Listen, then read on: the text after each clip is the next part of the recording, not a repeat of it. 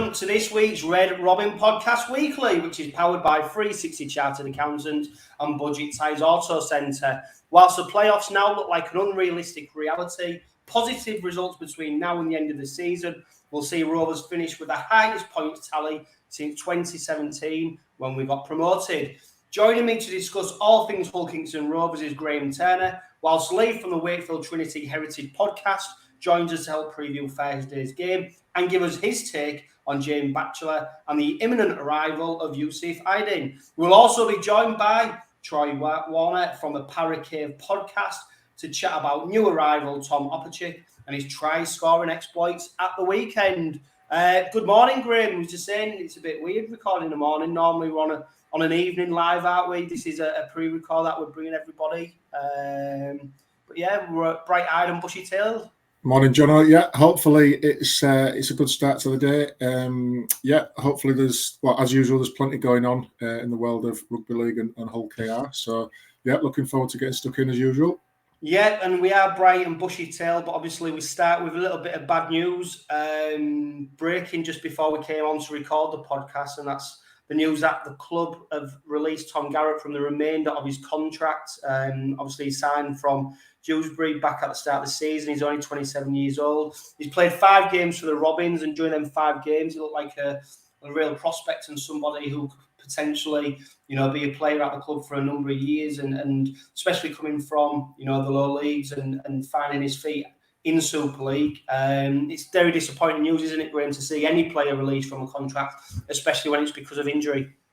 Yeah, absolutely, and especially when it's we presume it's the head knock concussion that he wasn't able to recover properly from and get the clearance to play again. So like you say, a prospect that's come through and worked hard through the lower leagues and the right to get a role at a Super League club, got that with us. Unfortunately, we haven't seen a sustained period where Tom Garratt was present for us, but when we did, I think we got glimpses of what he could do. He was like similar to me for Frankie Halton in terms of he didn't look out of place in a Super League shirt and was sort of part of that committed cause of what we've come to know now as that group of young English hungry players. I think we could probably put him in that bracket. So yeah, always disappointing, and thinking of the player at this time where it's been his life, no doubt, for a good number of years. And what does this mean for him moving forward? Is he ever going to play again properly? I guess we don't know. We need the medical experts to help us out on that. But certainly from a career perspective, so for somebody who would have come into this season thinking that they wanted to establish themselves as a Super League player, still relatively young in the bigger scheme of things, had certainly a good few years to prove himself in our club colours and within the game. And unfortunately, it looks like that's all going to come short, and a very big disappointment for the player. Yeah, he made his debut for the Robins on the 19th of February against Huddersfield. He played his last game in the red and white of Hull Kingston Rovers on the 1st of April against Warrington. His best game probably was his second game against Castleford. 30 tackles, 10 carries, 91 metres. And what you would say is, Graham, that at 27, he's probably, and for the position that he plays, he had the best years of his career ahead of him. So it must be a huge psychological blow for him to, you get your big chance. This is your opportunity to stake a claim for a Super League contract. He's done that. He's got himself into the first team. And then obviously injury curtails his Hull Kingston Rovers career. And I suppose it just highlights, doesn't it, that the risks, the injuries that players can suffer from when they step over onto the pitch, that I think sometimes the supporters, Graham, we probably take it a little bit lightly, the impacts, the injuries, the risks these players take when they are playing rugby league. Yeah, I think so. And as someone who's not played rugby league to any great standard and just sort of messed about as kids playing the game, you get the odd whack every now and again. But to actually put your body through that as juniors, young adults, and then obviously as professionals as well, it's very hard to imagine what the body goes through during that period and how many knocks you get and how much it takes out of your body. And there's only so much you can take, and then the body just says, no, can't do this. So I think it is disappointing, and like you say, and I said a few minutes ago, it must be really frustrating for the player as well to have earned that right to a Super League contract, and almost, I guess, got his dream move to play in the big time in front of, good crowds against really good opposition, and stamp his authority on the game. And at 27 years of age, it's a career cut short again.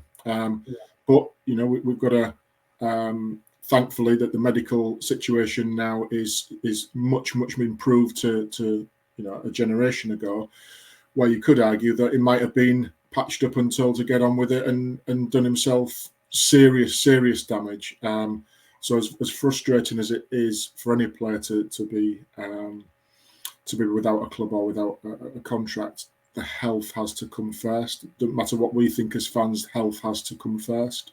Yeah, and you only have to listen to the Heritage Cast that we recorded with Andrew Heffernan to realise and understand the impact that concussion can have on a person. And like we say, health is paramount. And 10 years ago, 15 years ago, this might not have even been an issue. And Tom Garratt might be patched up to get back out and play and say la vie, but like we said, health is paramount. He only played 5 games for the Robins, but if he's listening, Tom, and you'll always be receive a warm welcome in Easthall, and hopefully this isn't the last that we see of you in a rugby league jersey, and we get to see you out on the pitch. But yeah, fix up. We hope to see you soon. Another player, unfortunately, who's suffering from concussion and his season's ended. Is 𝐂𝐿𝐴𝐿. He's suffered his third concussion of the season. You don't want to panic too much, Graham, do you? But when you see what's happened to Tom Garratt, like I just mentioned, Andrew Heffernan and other players in rugby league who suffered from concussion, the club are doing the right thing, aren't they, by taking him out the firing line and following the protocol. Yeah, absolutely. And I think it is the protocol that's there for a reason, and it is there for player welfare, which again has to be at the front of everybody's mind. And look, it's the back end of the season. We've realistically not got too much chance of making the playoffs this season. We can't get relegated. Let's get him out of the firing line, as you say. We've got cover in that particular that spot, so let's get him all the help and attention that he needs to clear all the protocols for that. Let's get him rested a little bit and come back firing for pre-season, fitter, stronger than ever. And let's hope for a really strong 2023 for 𝐂𝐿𝐴𝐿, where he's on the field for us more than is in the stands. Because I think we've seen through the games that he has played, certainly in the first half of the year, where he was heavily involved in some of the creative play that we had, and certainly through that good run of 7 or 8 games unbeaten that we went on. For me, he was certainly instrumental in a lot of the attacking prowess that we showed. Yeah, definitely. I think what highlighted the seriousness of the concussion is when asked yesterday in the press conference, Danny Maguire, he was asked, do you think he'll feature for Scotland in the World Cup? And he pretty much said no. He doesn't have much chance of representing Scotland, which probably shows you the time which is needed for him to make a full recovery. If we're honest, we have seen the best of 𝐂𝐿𝐴𝐿 this season. We've probably not seen it on enough occasions. I think Dan Maguire admitted that. He said, look, he is under a lot of pressure at this club because he is one of our marquee signings, and let's hope he has a full pre-season. He's able to sort out his concussion. And I mean, look at 𝐁𝐿𝐴𝐿. Look at what he's gone on to achieve in the red and white of Hull Kingston Rovers. He'll be the first to admit he didn't probably have the first. His first season wasn't the greatest by his standards, but look at what he did after that, and let's hope 𝐂𝐿𝐴𝐿 comes back firing on all cylinders, because no doubt he's still one of the best players in Super League, and we want him to be one of the best players in Super League in the red and white of Hull Kingston Rovers. We move on to 𝐂𝐿𝐴𝐿's former club. Of course, Rovers suffered a 38 points to 12 defeat at the hands of St Helens. You look at the squad that was announced for previous fixtures, Graham, and there's no doubt the club have been and the team have been doing it tough in the teams that have been able to put out. But we was a little bit healthier going into that Saints game. 𝐂𝐿𝐴𝐿 lined up at fullback with Connor Barley making his debut on the wing. Jimmy Kynhorse parted him at centre. Will Tate and Ryan Hall made up the left edge. Mikey Lewis, a welcome return. He partnered Rowan Milnes. Matthew Staunton, Jez Litten and George King made up the forward line, whilst Frankie Holt and 𝐂𝐿𝐴𝐿𝐴 was second row, with Elliot Minchella loose forward. The interchanges was much stronger bench. Albert Vette, Will Maher, Pete LT and Zach Fishwick, the four on the bench. And I suppose, Graham, we talked about on the last podcast, didn't we, that, what we didn't want to be is embarrassed. We wanted to compete. It was still a scoreline that made it look like a comprehensive victory for St Helens, but for large spells of the game, we was competing with the best team in Super League. Yeah, and I think everybody listening and watching the podcast knows what St Helens can do to any team. It doesn't necessarily need to be a team at the bottom of the league. They can quite easily dismantle a team that's pushing for playoffs as well. So I think the effort was there again. The result, we knew that at half time was probably too much to come back from. But I think certainly in the second half, after they'd been in the sheds, Maguire had got into them, obviously, and they started to play in the second half and showed actually we can challenge St Helens and we can cause them problems. We scored some good tries on the back of it. And again, I think that confidence that we can get by going toe-to-toe with the champions, albeit on a game that you could argue that they took the foot off the gas for that second half, but it's still a competitive game in that second half. They don't give tries away. St Helens, they pride themselves on keeping sides to nil or to very low scores. So for 3 tries, and again, with 3 more kicks to add to those, it might have made the scoreline look a little bit more respectable, but not taking away anything from Saints. They fully deserved their victory on the evening. And like I say, they can do that to any team and more. We saw that the week before, what they can do. So yeah, it wasn't a whitewash as we saw it. Again, the words that are coming out of the camp were, very good on effort. That was praised again, causing them problems again. So now that we're starting to get those attack-minded players back into playing properly again in the positions that they are usually playing in, hopefully, moving forward with the last 3 games of the season, we can start to cause some more attacking problems for teams rather than relying on the square pegs and the round hole syndrome, which we've had to do for necessity for the last few weeks. Yeah, and the scoreline could have been, a bit more generous to Rovers if 𝐂𝐿𝐴𝐿𝐴 had got them kicks. He kicked out on the full, but if you look at his stats from the game, 16 carries, 91 metres. Only Will Tate was able to match 𝐂𝐿𝐴 with his carries. And it just highlights, doesn't it, with 𝐂𝐿𝐴𝐿𝐴, just how important he is to the side with ball in hand, because he makes things happen. I think, we've talked about already, a good pre-season, he'll do him the world of good. His kicking probably hasn't been up to the high standards expected of him. But with ball in hand, he's a constant threat. And we saw that on Friday against St Helens. But a 20-0 scoreline at half-time, Graham, it's always going to be tough to come back from that, isn't it?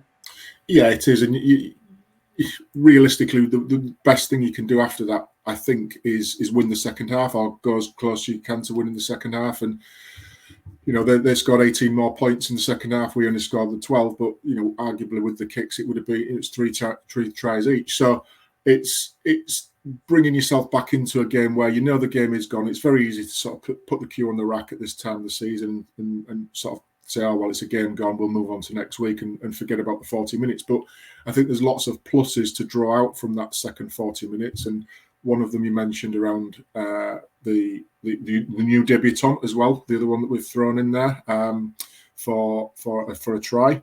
And I think that's one positive, to get good game time under the belt there. Again, Fishwick in there for minutes as well.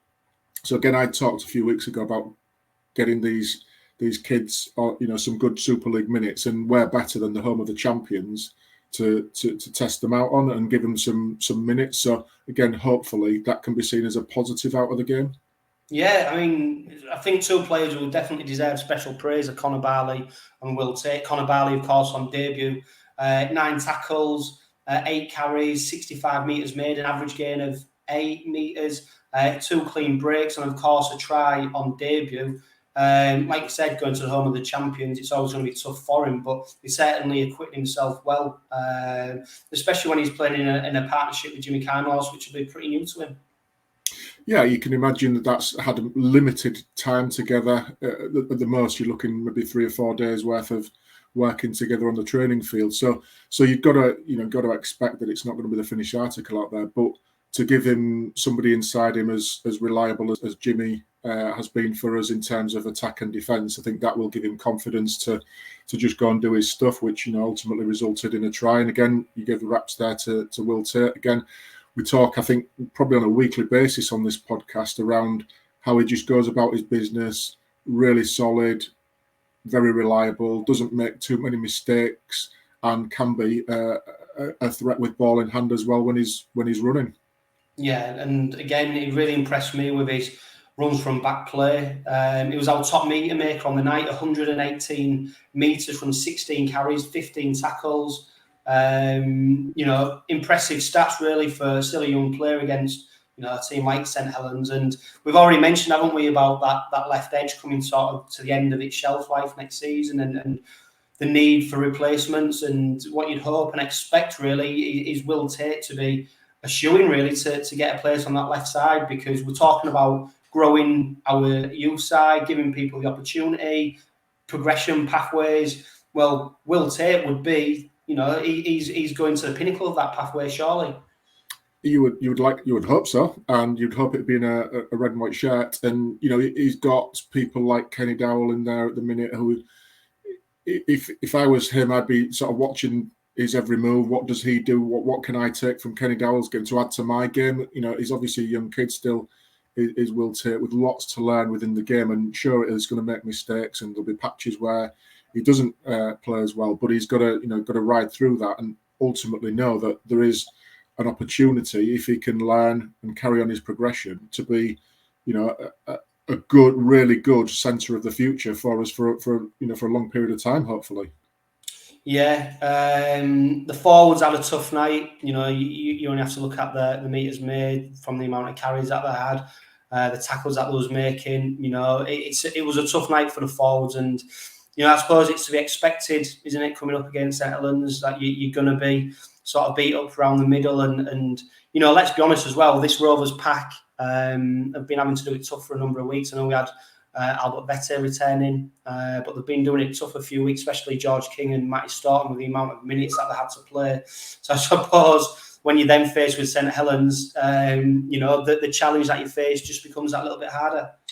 Yeah, I think you're right there. They have had some big minutes and gone over and above probably what would be classed as normal workload for them, and you absolutely applaud them for that. But they're only human. They can only do so much to stem the tide. And you go to the home of the champions, they're ruthless. They don't care what position you are in the league table. They don't feel sorry for you or anything like that because you've got a few injuries.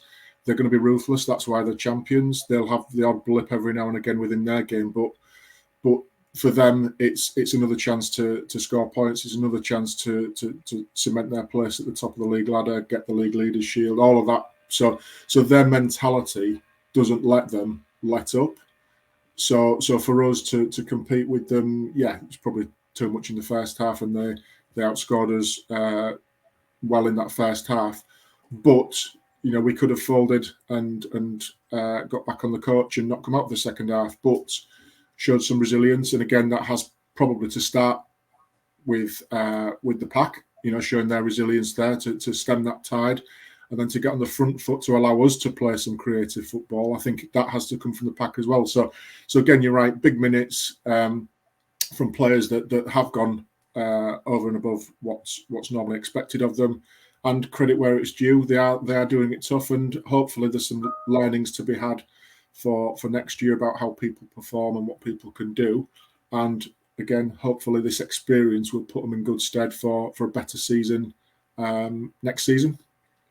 Yeah, and we'll move on from the Saints game. I think there's not much more you can take away from it, especially at this stage of the season. But some good news regarding Mikey Lewis, and of course the very impressive Jez Litten, especially over the last few weeks.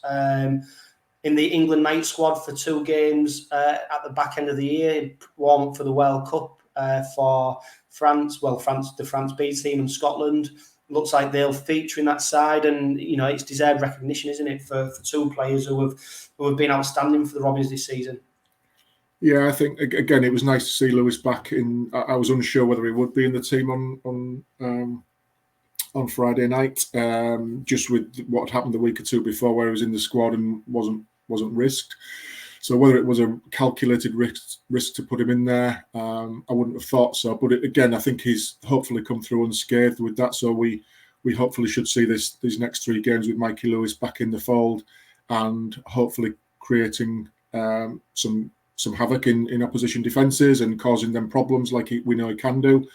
I think with Jez as well, we've been sort of singing his praises for weeks on here now, and hopefully he's now getting the recognition that I think many people would have seen slip under radar for the work he does for the team. I think they've realised now what actually a quality player that Jez is, who can turn his hand to many areas, not just in attack but also strong defensively as well. So yeah, absolute recognition for the pair of them. I think for Lewis, with him being out for a period of time in the season, I think this would be a nice addition for him to get more quality game time under his belt and in readiness for coming back for pre-season. So I think that'll be good, and hopefully for the pair of them that it's a precursor to full honours further down the line, and getting them used to being on an international stage with a group of players doing things that the England way, as it were, in readiness for that hopefully seamless step up to first team duties over the coming years. Yeah, especially Mikey, because if you look at the half-back situation as it is at the moment under Wayne, he's quite happy to pull players out of position to put people into the halves, and whether he's going to remain England coach for the next few years is yet to be seen, isn't it? Whether he goes back into club rugby, but you'd imagine Mikey Lewis, if he looks at his career now and he looks at what he could be achieved in the next 2, 3, 4 years, he's got a real chance to stake a claim for that England jersey. Going side by side with hopefully Rovers progressing and being competing at the top end of Super League, he's got a chance there with the England side. And for me, I think he's the perfect almost international rugby league player for making things happen. He's not necessarily always the most structured player, and I think sometimes international rugby league becomes too structured and becomes too reliant on processes. When you got Mikey Lewis, who's so explosive and so creative and so dynamic, I think there's a real opportunity for him in that England side. When you look at what other players are around right now and who might be playing in the next few years, it's going to be interesting. Yeah, I think he's still only 21 years of age, isn't he? So, the best years are definitely ahead of him. And if he can get a good grounding at Rovers, and like I said before on this chat, that he's got nobody better than Maguire to be able to learn from on a day-to-day basis within clubland. So that's all in his favour. He should take advantage of that. I think you're right in terms of the way he plays the game. He's quite dynamic and sometimes unstructured. Again, he's very, very reminiscent to me of Rob Burrow, and if he can go on and have the career that Rob Burrow has had both at club and international level, then there's a player there's an absolute diamond for us that we've got to look after. But with regards to the international scene, I think there have been a serious lack of quality halfbacks that we've had, and like you say, we've had to put different players in there who don't necessarily have number 7 on the back every week for their clubs. And again, no disrespect to Jackson Hastings or anything like that, but should we be having players like Hastings in over and above English talent? That's where I'd want us to get to, is that we don't need to rely on the dual citizenship or whatever it is that allows them to play. Nothing against him, but can we produce more of the Mikey Lewises of this world to challenge with good young English halfbacks that can cause problems at international level for the likes of New Zealand's, Australia's, etc. Definitely. Well, let's hope he's fit. He's named in the squad for Thursday night, so we look forward to seeing what he can do. I'm delighted to be joined by Lee from the Wakefield Trinity Heritage Podcast. He's been on the podcast before. He's going to come on and help us preview the game against Wakefield on Thursday, and of course talk to us about James Batchelors and the impending arrival of Yusuf Aydin. Lee, how are we doing?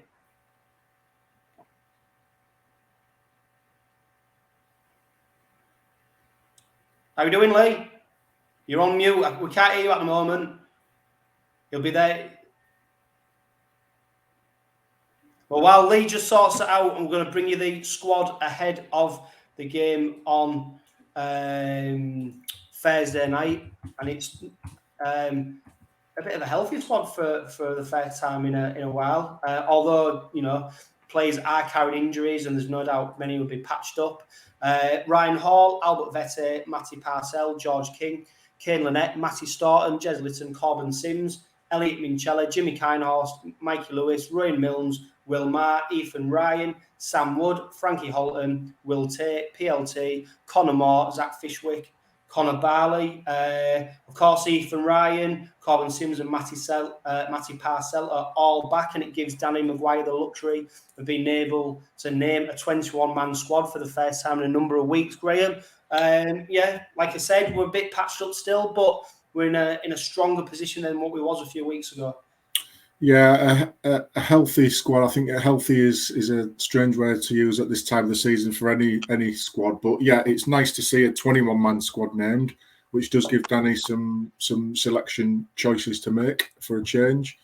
And I think having 3 players come back in from recent bans, they should be fresh players, and it looks like we've come through unscathed for once last weekend without too much going onto the treatment table after the Saints game, which for us has been will be a godsend to have. I think again on paper a very strong squad to put out there. Yeah, definitely. Lee, are we back? Can you hear me? 100%. Yeah. Good. Thanks, John. Excellent. I'm here now. Yeah, wonderful. We've just gone through the Rover squad. Obviously, we've had the luxury of naming a 21-man squad, something we haven't been able to do for a few weeks. Wakefield not in the same position though. I think, is it a 19-man squad, Lee, that Willie Poachin's name for Thursday? I think we've got 21 players down. Whether they're all fit or not, we don't know. But we've got 21 names in. Yeah. Of course, you must be delighted now. It looks like that the Wakefield Trinity Super League status is secured. Obviously, mathematically, I still think there's a chance for Toulouse, but realistically, it looks like Wakefield are home and hosed now. It must have been a bit of a nervy time this season.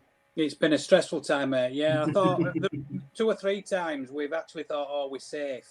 And then we had that 70-point stuff in at Salford, followed by the magic weekend where we gave up a 20-point lead against Toulouse. And then we came to your place. Now, it was a must-win for us at your place. And then when we lost that, I just thought, I'm quite a positive person. But when I was sat in front of where 𝐂𝐿𝐴𝐻𝐿 scored the try when he went 15-4 up, I think, or 15-6 up. And I just thought, that's us done. I just thought, I can't see us getting out of here with the fixtures we had coming up. But lo and behold, we then go beat Cass, and then we go beat Wigan, and then we beat Hull, and we're on the road again. I don't know where those wins came from, but by golly, it was a tough month. Yeah, and especially that Cass game, Lee. I mean, you haven't beaten them for what? Is it a million years or something like that? You haven't beaten them, and so like you said, on the back of the form and the fixtures, etc., to then go and get that victory, you must have been absolutely delighted. Oh, it was tremendous. It's 17 games we haven't beaten them. I think it goes back to 2014, 2015. And we didn't just beat them, we murdered them. And it was just like, okay, where did that come from? Cass worked very good on the day, but did we sort of cause that and go up a level? But yeah, it was that was sort of the start of it, really. We sort of got a bit of belief back after that. As a family, just sort of thinking as an observer watching Wakefield these last few weeks and seeing them a couple of times on the TV games, etc., and recognising that actually they're a good team to watch at the minute. And as a fan, do you think, why has it taken till the last sort of 6-7 games of the season to wake them up? What if we'd have been like this from for good periods within that first 15-18 games or so? The season surely would have been had a much different feel to it for you. Yeah, Graham, it's a strange one, isn't it? Beginning of the season, I didn't think we'd finish in the top 4 or anything silly like that. But I thought we had the squad to actually compete and actually have a go at the playoffs. And then we just had a few. We've had a bad run. Sometimes you can't put your finger on it, but we had a lot of close ones. I think we've had 8 games this season where we've lost by 8 points or less, which is that's hammered us a little bit. Sometimes we've been appalling, and you can't understand it. That match at Magic Weekend when we played Toulouse, we were 20 points up at half time and ended up losing.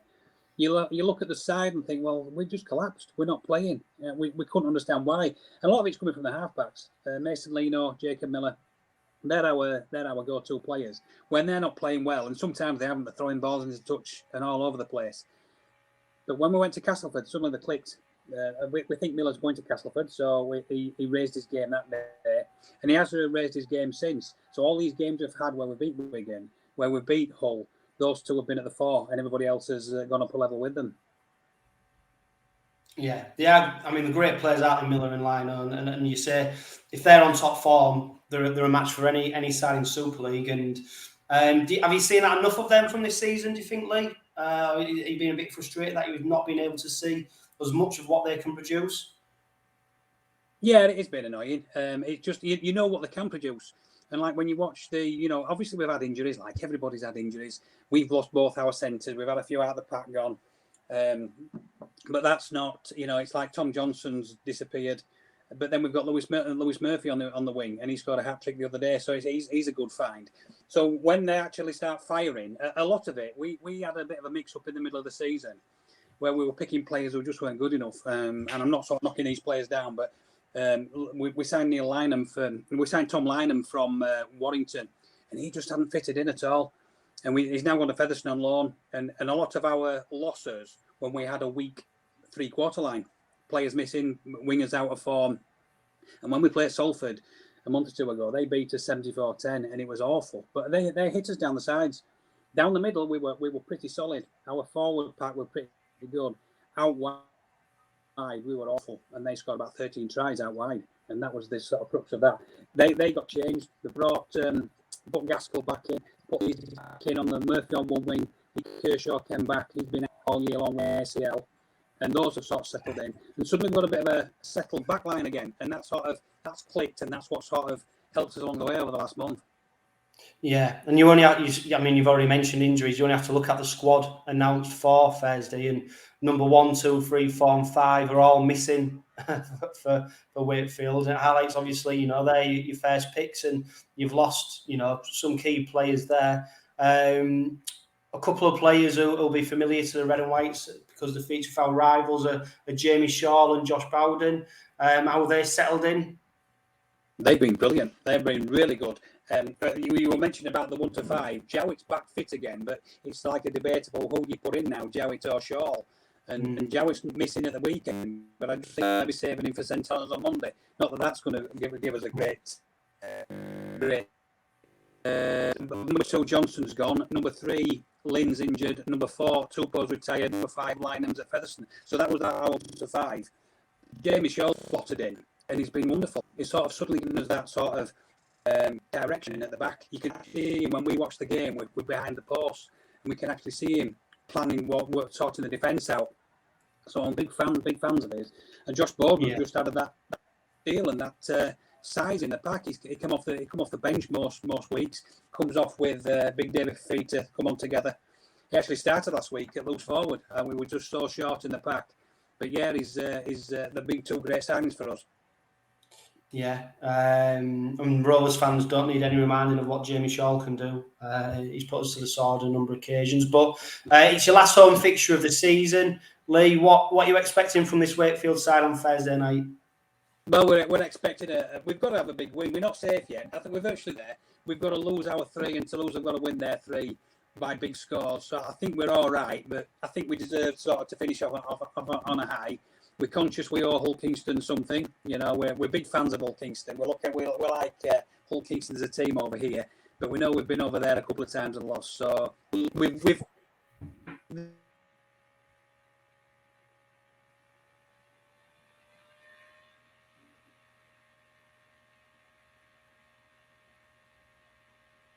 lost the sound again, Lee. Yeah, I'm sure what you were saying, Lee, was absolutely fantastic, especially as you was praising the Robins. But we've just lost your sound a little bit there, Lee. No, you're on mute. There you go. No, is it not coming through? Maybe try rejoining us, Lee. But heading into the game, Graham, 𝐂𝐿𝐴𝐿𝐼 is on for his 100th Super League appearance. Career appearance. Ryan Hall needs just 3 more tries to reach 300 for his career, which is fantastic for him. We don't have a great record over in Wakefield. Our last visit, we lost 28 points to 12. Previous to that, we lost 48 points to 18 back in 2020.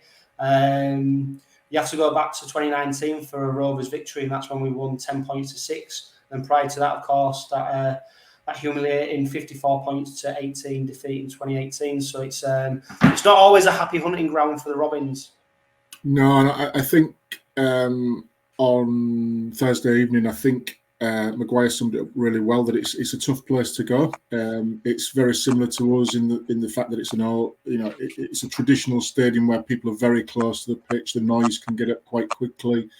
They've lost part of the ground for demolition and renovation. So you can imagine that if your attitude isn't right from minute one, they can, we saw them, I'm sure we saw them last week, do what they can do against Hull. I think they could be very dangerous for us if we're not on it with our attitude. We turn up with a little bit of a lazy one. I think we could get done again. But we've seen recently with the resolve and the effort that's gone into the games, we've got the ability to come back. But I wouldn't want us to go 15, 16, 18, 20 points down early doors and then have to start clawing our way back into the game from that. I want us to see us get on the front foot. I want us to see us causing them problems in attack and not just relying on a last 25 minutes where we're trying to claw the game back, which we have been doing in the last few games where the results have gone against us. Yeah. And attitude is definitely going to be key, an application. And it's, if you look at the squad name for Thursday, we've definitely got the players with the ability to get a result. But like you say, if the attitude's not right, we're going to struggle, I think. But I'm very confident that we can go there and get a victory. Lee, you're back. You joined us. Hopefully the sound's back on yet. So one player who's obviously excelled for Wakefield this season is James Batchelors. He's injured now, so he won't be featured on Thursday night. 22 appearances for the season for him. One of the standout players for Wakefield this season, Lee. Yeah, he is. Can you hear me? Is that all right? Yeah, we've got you, Lee. Yeah. It's a shame he's going. He's near 100 appearances for us. He's on 96, which I thought if he'd have played the last 4, he'd have got to 100 before he came to you. So that's a shame. Yeah, we're all a bit gutted over here that he's going to you. It's a rumour for a long time. It looked as though it was something he wanted himself. People are actually blaming the club for letting him go, but I think he wanted to go. It looked as though it's something he sort of looked into himself and him and his agent, and it looked as though he'd sort of tied something up with 𝐂𝐿𝐴𝐼 before we actually knew about it, and that was a while ago. So yeah, he just wants to go up a level, I think, and try and win things with you. Yeah, and what should we expect to see from him, Lee, next season? Oh, he's just an all-action back row forward. He's got better when he started as a kid. It was just all action, and then he seemed to drop off a little bit under the Chris Chester era. He didn't seem to get some games, and he was in and out, and he just seemed to lose his way. And I thought that's where he maybe might go. This year, it's just been all action. Him and Jordan Crowther had a couple of young guns in the back row, and they take a lot of the donkey work off your 𝐂𝐿𝐴𝐼s and your 𝐵𝐵𝐵𝐼s and your Aronas, and let them do their normal game, whereas Batchelor and Crowther have done the donkey work. And he's all action. You look at his tackle counts over the year, it's been fantastic as well. He's making breaks and offloading. And one thing that he's an almighty goal kicker as well. And he hasn't kicked many recently, but in his Trinity career, he's kicked 13. But he can kick them from his own half. So we've seen him in training. So if you ever need a backup kicker, Batch is your man for a big boot. Well, it's funny you should mention that, Lee, because kicking hasn't been one of our strong points this season. What about a first choice kicker, not a backup kicker? Yeah.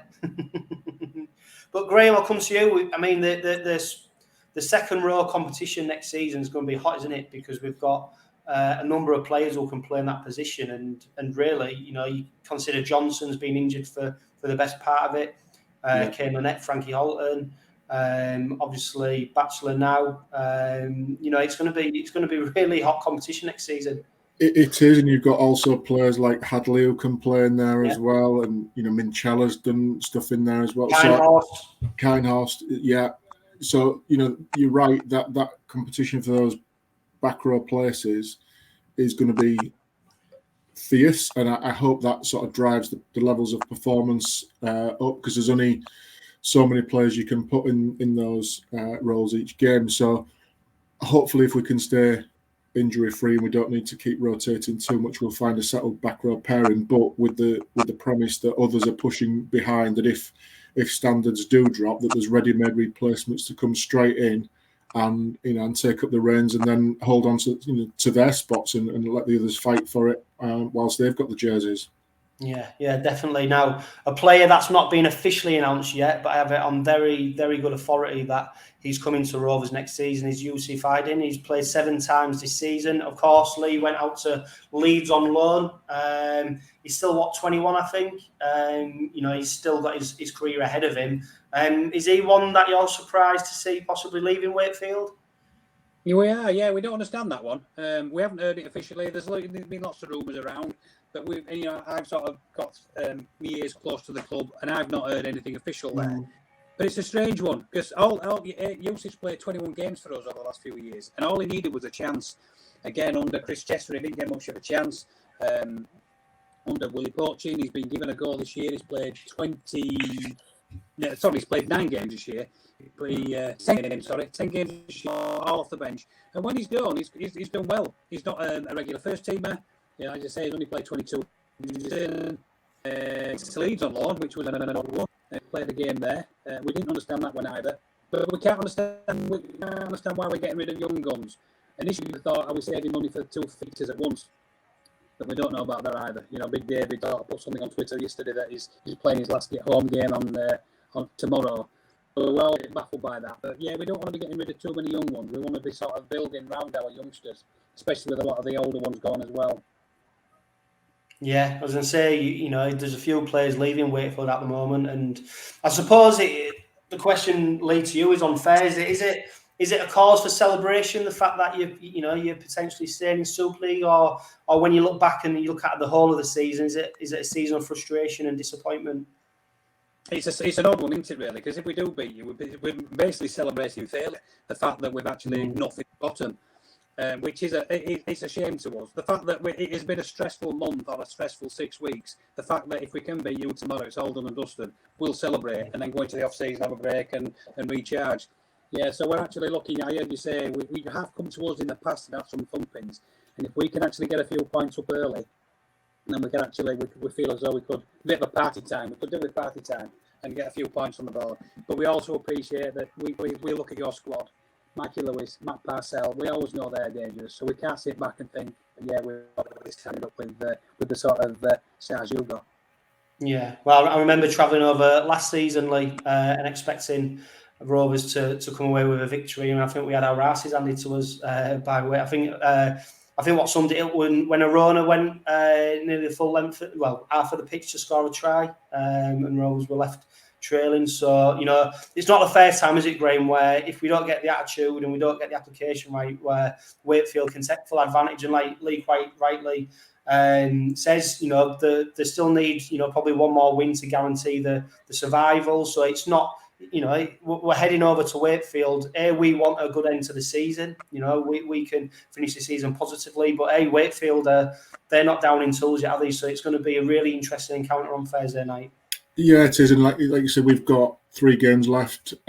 We should treat that as a sort of mini series to platform ourselves ready for next season. I think finishing on a high, but we've sort of alluded to it there with Lee. Take Wakefield at your peril, I think, is the message. We've seen over the last few weeks what they can do, and I think if you let them play, they will. And I like Jacob Miller a lot. I think he's a very, very good player for them.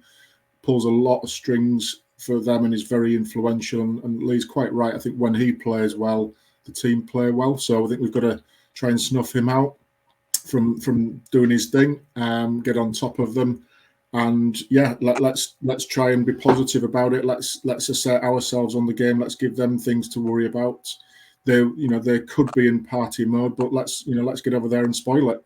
Yeah, definitely. Lee, thank you for your time as ever. It's always been interesting. We really appreciate your input and feedback. So we'll wish you all the best for the end of the season, apart from, of course, on Thursday night. Thanks, Jono. Thanks, Graham. Thanks for your time. Thanks, Lee. Now we move on to an exciting signing for the Robins, Tom Opacic, of course, currently signing the NRL for the Parramatta Eels. To get some insight onto what Tom might bring to the Robins next season is Troy from the ParaCave Podcast. Troy, obviously a big Parramatta Eels supporter. You can see the collection in the background. Thanks. You're sat in the club shop, Troy. Yeah, you could almost say that. A lot of people say it's like Peter Wynn's score. So if you know anything about Peter Wynn's score, then yeah, it's very similar to that. Yeah, Troy, no, really appreciate it. Tom Opacic, 27 years old, 78 games in his career, 25 tries. He's made 14 appearances for the Eels this season, scoring 4 tries. His best game of the season was probably at the weekend against the Bulldogs. The Eels coming up with a 42-6 win. Of course, Opacic scored 18 tackles, made 132 metres, 7 line breaks. Best game of the season for Tom? Yeah, definitely. 100%. Yeah, as you said, he scored a try. It was a pretty easy try, to be honest. But yeah, it was his best game of the season. He wasn't the first choice centre at the start of the year, but yeah, he has certainly grown into that the last few weeks now. Yeah, and he's definitely a powerful player. In terms of his defence, he's got lots of defensive capabilities. He's coming over to the Robins on a 2-year contract. Is he a player that you'd have been quite happy to keep at the Eels? Look, he's a very solid defender in the centres. We've had a few issues the last couple of years in the centres and out wide in defence, but Tom is a solid player. He's not a superstar player, but he does his job every week, does what he's asked to do. And look, I probably would have kept him, but opportunity came knocking, obviously, and he's off to you guys next year. Yeah. Troy, what sort of attacking qualities would he bring? Because we've seen glimpses of it on the coverage we get over here of the NRL. Give us an insight into a little bit of what we can expect from attacking wise, which is effectively what we want our centres to do. Yeah, look, he's got a bit of speed about him. He can break the line, as you said before, a few line breaks on the weekend. He can break the line, and he can run those angles that need to be run and get those line breaks. So, very handy pickup. I think, as I said, I think he's a quality centre that just probably hasn't had enough game time. Like, he hasn't played every single game this year. So, but yeah, as I said, I would have kept him. Yeah, and big things are expected of him, Tom. Of course, every time we sign an RL player, they come over here with a lot of pressure placed on them. One player who came over to the Robins and he's been released at the end of the season is Brad Takairangi. Well documented off the field problems, haven't helped him while he's been over here. He's never hit the heights that Rovers fans expected of him. What was your take on Brad Takairangi while he was at the Eels? Yeah, he was actually one of my favourite players when he was at Parramatta. I used to have a running joke. I used to pick him for first try scorer every week, but I think once or twice it came up. But he's got a good jump on him. So for those crossfield kicks, he's very useful that way to knock it back. And then obviously the other centre or second row can score the try. But look, I liked him as a player. He sometimes had that X factor about him, like you didn't know what he was going to do. He could hold the ball in one hand and get that offload away. A little bit of a kicking game, but it's disappointing to hear that he hasn't quite kicked on over there in the UK, because I thought he would have nailed it over there. Yeah, Graham, I suppose when you hear Troy talking so fondly of Brad Takairangi, it only adds to the frustration that it hasn't worked out for him. Yeah, I think frustration is the key word for us, Troy, because we'd seen the highlights. You know, and I guess you can read into highlight reels as much as you want, but we'd sort of been sold a dream of this player that was coming over, that was creative, that was a bit off the cuff, that could do special things, and we've only really seen that in tiny glimpses over, you know, with his time with us. And I think that's the frustrating thing, is because we can almost see that promise that he's got and what he can do, and whether it be through injury or off the field issues, it just hasn't really done it for us. And I don't think his time at us has been, obviously it's not been very productive for either party, but I don't think we can look back at, or he can look back at and say that was that was a real positive experience, because I think for us as fans, we wanted to see it. It's not quite worked out, and again, there's, you know, for us it'll be taking a big chunk of salary off of our cap, which, you know, we've got to judge whether it's good value for money or not. And I think I'm with the club on this one. I don't think we could afford to offer him a new deal, and unfortunately, you know, we've not seen the best of Brad, and, you know, wish him well as he moves on. Yeah, Troy, just coming back to Tom Opacic, you know, we're bigging him up, talking about his strengths, etc. Has he got any shortcomings? Is there any weaknesses that you spotted in his game that we might need to be aware of?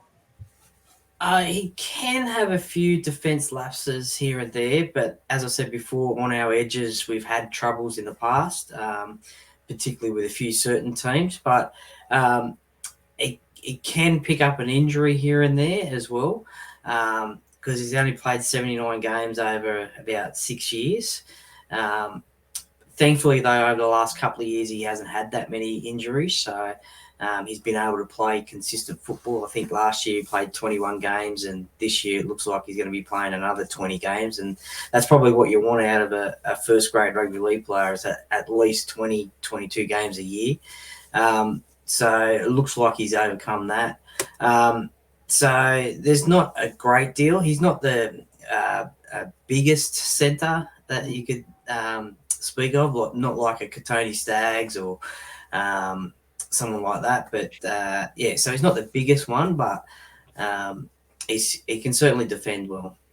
Yeah, it's going to be really exciting to see what he does. And I don't know, Graham, about you, what you want from your centres, but I quite like the not flashy, do the job, consistent centre. I like the wingers to be a bit more flamboyant and a bit more creative and a bit more exciting, X factor, but I like the centres to be solid and steadfast, and I think that's what we're probably getting with Tom Opacic. Yeah, if I'm honest, I like mine physically athletic, where they can cause damage with ball in hand, but they've also got the skills to release the wingers outside of them and play with them as well. So for me, it's one of the positions that I think if you can be strong in your centres, it can show you up defensively on your edges, but it can also provide creativity as well. So I think if you can get that balance right between the physical side of the game, the skill level of the game, and the actual mentality of reading the game, I think if you can get that bit right, you've got all-round centres. I don't think there's much better sights in rugby league than seeing a centre in full flow and then going metres down the field and causing havoc and releasing the winger to go in for the try. So for me, hopefully that's what we see from Tom. The glimpses I've seen this season of watching the Eels and seeing Tom in action, hopefully he can come across and deliver that for us. And I was just sort of reading before we joined our podcast today, Troy, around the comments that Tom made around his signing. I just wanted to sort of check with you and see whether they felt like genuine comments that he made around, look, I'm 27 years of age, I'm coming across to want to win things, I'm not here as a payday type thing. Do they seem like genuine comments from the player, or is it just typical sort of media sound bites that always come out on the signings of new players? What are your thoughts on that? Yeah, no, I think that's probably genuine from Tom. he's come from, I think, North Queensland when they were struggling a little bit in the last few years, and he's come to our club, which seemed to be a more strengthened club than what the Cowboys were at the time. Playing with the Eels, playing semi-final football all the time, and having that chance to genuinely win a competition. I think he genuinely wants to win and win competitions. I don't think that's just media speculation and beat up. I think it's genuine from Tom. Yeah, and just one last question on Tom. Troy, have you seen much of an offload game from him? We've got Sean Kennedy-Dow at the Robins now. He's been one of our most consistent performers for at least the last 2 years. One of the features of his game is that he's able to offload and create space for the winger. Have you seen that from Tom Opacic? Oh, just bits and pieces, little glimpses here and there on the odd occasion. When you've got big Mikey 𝐂𝐿𝐴𝐶𝐸 on the outside of you, sometimes Tommy gets cut out with a Dylan Brown pass. But glimpses here and there. He can offload definitely for sure.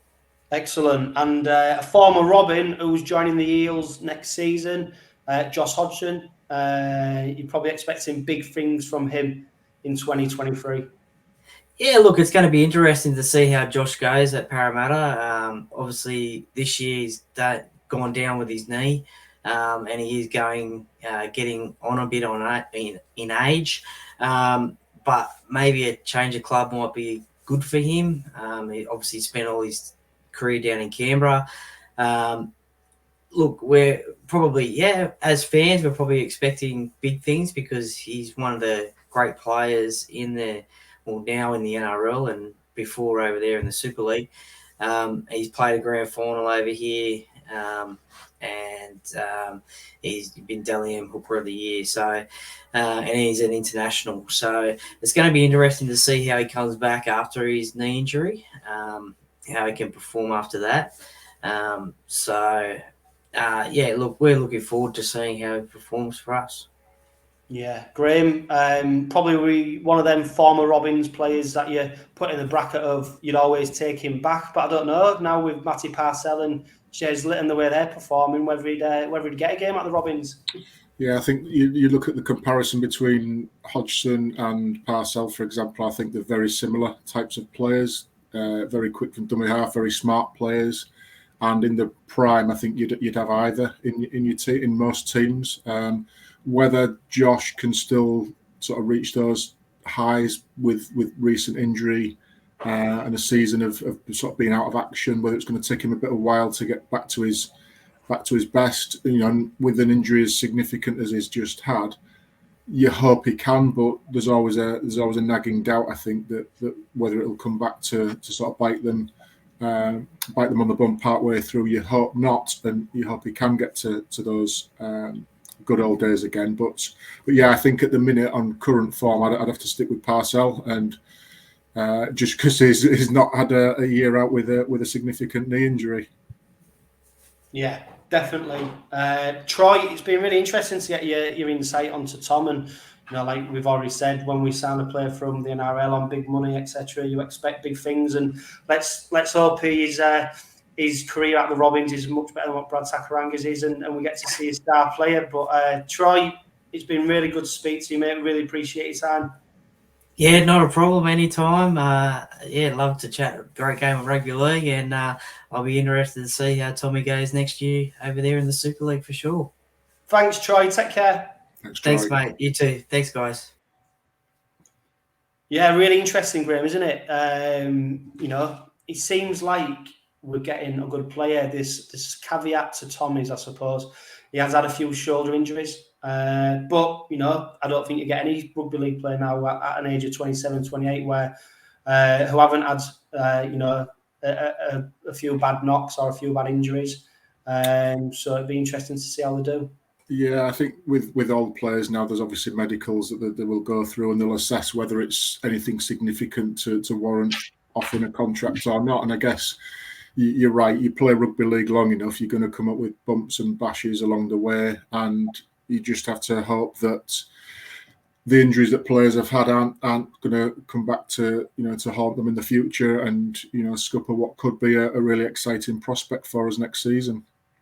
Yeah, and if we go just quickly back to the Wakefield game, Graham, obviously the squad looks a lot stronger than it has done for a number of weeks. 𝐂𝐿𝐴𝐴, obviously, he's definitely not playing. Do you think this is a game where maybe Barley, Fishwick, PLT, they might not feature? Now we've got, Sims, Parcell, etc. returning. Yeah, potentially. I think the senior pros will get the nod in those, and it could be at the expense of the youngsters. But again, it's one of them where we've still got a short turnaround for Monday's game, so there's going to be potential bumps and bruises from tomorrow night's game that we'll need to manage. So it's Maguire will look at what he thinks is the best fit for managing two games in 4 or 5 days again, and then obviously we've got a game at the weekend following as well. So there's 3 games in quite short succession. So I could see that if some miss out for one game, they'll certainly be involved in at least one or two of the others. Yeah. Monday's, of course, Rovers' last home game of the season against the Wigan Warriors. I suppose Danny Maguire's got a difficult task now, hasn't he? Does he try and spread the squad thin over 2 games? Does he go strong in one and right off the other? It's it's a ridiculous situation, I suppose, that the coaches, not just Danny Maguire, every Super League coach has been put into, isn't it? That they're having to have this dilemma at the back end of the season when squads historically and traditionally suffer from injuries and are low on numbers, that we're having to have this conversation about, how you go about picking your squad for 2 games in quick succession. Yeah, I think we always have this debate at Easter as well around the players, and the second game usually is a bit of a blowout compared to the first game, and the merits of having games in such short turnaround for such a high impact sport. I think with this, you've got to look at it, and this would have been agreed by the clubs previously. So this decision, and you look at whether it's based on a player welfare decision or from an administration commercial perspective. Well, I'm just going to say that, Graham. I was just going to say about that, because obviously you've had a number of coaches air the frustration at this, yet surely they should have gone up to the boardroom, to the chairman who's in charge, because obviously Super League's made up of the clubs, chairman of the directors. Yeah. Like you said, they surely must have agreed on this in one of their meetings that they've had. So does the blame, the RFL get obviously, blame for a lot of stuff, but does the blame for this probably lie with the chairman that they've come to this decision in the first place? I guess I was just sort of going to make the point around, does it come from a player welfare decision-making point of view, or does it come from a commercial point of view where it's Bank Holiday Monday and it's the best way to attract more people to the ground, spend more money at the club, etc.? What is the merit of having a double header at this stage of the season? And I'm not quite sure I understand any logical answer for it. Because of the fact that, when we get to the playoffs, which is only a couple of weeks away, whatever club we want to see, we want to see the best players and best teams playing against each other and providing good competition for to give some credibility and integrity to the playoffs. You don't want to see blowouts in terms of scorelines because one team has reached the playoffs, but actually because of the short turnaround in games in the last 3 games of the season, has now only got a patched up squad to put out there. I don't think that does the integrity of the competition any good. So going back to your question, I think it does sit with the clubs as a decision-making process. But then again, what wins the commercial aspect of revenue generation or the welfare of players? And on this occasion, I can't see any other argument to say that it's not a commercial decision, because it certainly doesn't feel like a player welfare decision at this stage of the season. No, you only have to see the bans that were handed out by the match review panel earlier in the week to see that they've probably been a little bit more generous with what they've handed out.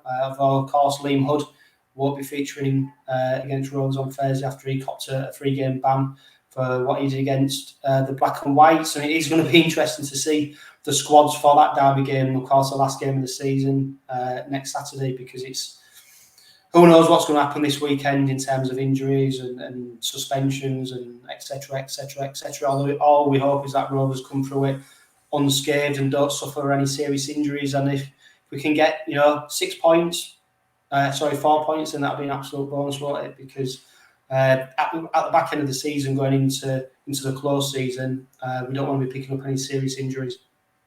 No, absolutely not, because that sets you on the back foot for pre-season for next. For next season, you don't want anybody having to go onto the operating table right at the back end of the season for an injury they've copped there. There'll be some players that will need it, obviously, but you don't want to get any more than you have to. And I think with the stat you pulled out right at the beginning around us having the opportunity to finish higher than our black and white friends, dare I say friends. Again, I think that could be the sort of motivation we need to use this 3-game block as a mini tournament, if you like, to challenge ourselves to get at least 4, potentially 6 points out of that. I don't know if we can do that. Depends, I think, what happens on Thursday night, but moving into Monday, and to what squad Wigan are able to put across for that Bank Holiday Monday game. How do they treat that? Do they, they've guaranteed their place in the playoffs now? Do they see it as a way of resting some of their star players in readiness for a big push for playoff football? Again, there's so much unknown, because we could cop a lot of injuries, have to put the kids in. They could send a really strong team, and it could be a bloodbath, as we've experienced with Wigan previously, which nobody wants to see. And again, just for the integrity of the competition, you want to see as many of your good players playing at this end of the season to just not devalue the season and for it to finish on a little bit of a low. Yeah. Let's see what happens then over the next few days, because it's going to be interesting. And Hull Kingston Rovers is never anything but interesting, is it, and exciting. So let's see what happens. That brings us to the end of another jam-packed Red Robin Podcast Weekly. As ever, a huge thank you to this week's guests, and of course, 360 Chartered Accountants and Budget Tires Auto Centre. Please make sure you go and check them out. The Robins head into a hectic period of rugby league with 2 games in 5 days. Let's hope for 2 wins, plenty of points, and no injuries. And remember, live, love, laugh, and be happy.